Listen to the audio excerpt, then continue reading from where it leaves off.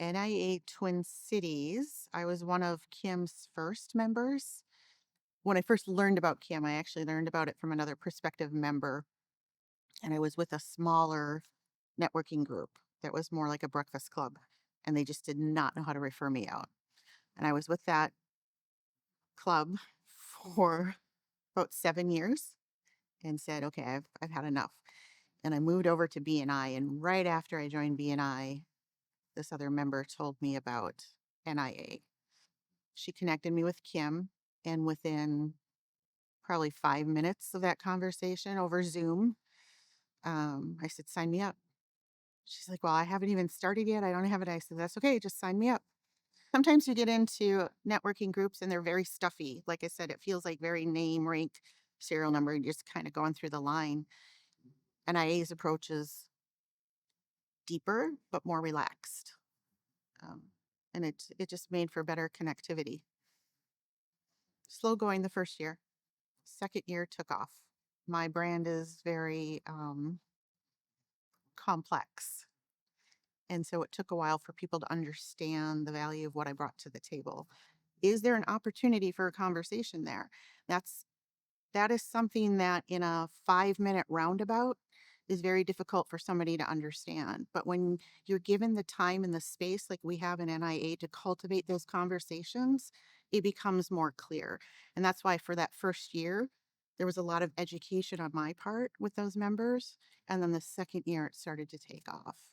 About 93% of my referral business that second year was coming from NIA. I have my ebbs, your ebbs and flows, but I'd say last year at least 60%, maybe 65% was still NIA.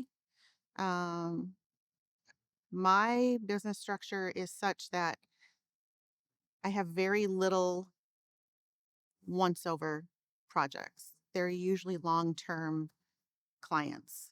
Most of my clients have been with me 3 to 5 years. I have some clients that are going on 10, 11 years with me right now. So I don't have a lot of turnover. Um, so those numbers seem smaller as we grow because there's not a lot of turnover. But in actuality, if I look at the longevity of the clients that are with me, the majority of them came through NIA. So for me, that's huge business for me. Most of what I use NIA for right now is resources and strategic connections.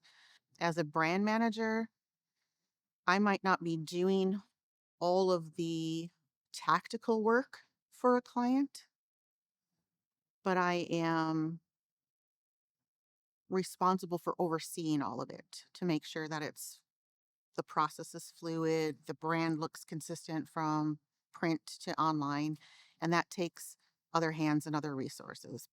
Networking is always going to be the highest ROI in any level of marketing when you're a service-based business.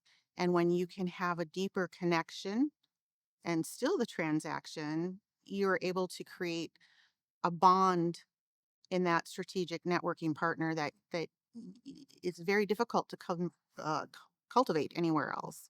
So sometimes you have to just kind of ride out those highs and lows and use the other resources of the people. You might not always be in a growth development. It might not always be about, I need to increase my sales this month, but just having access to those resources and being present so that if and when you do need to grow, people remember you, right? It's small business is very fickle. There's not one small business out there that is unique to their industry.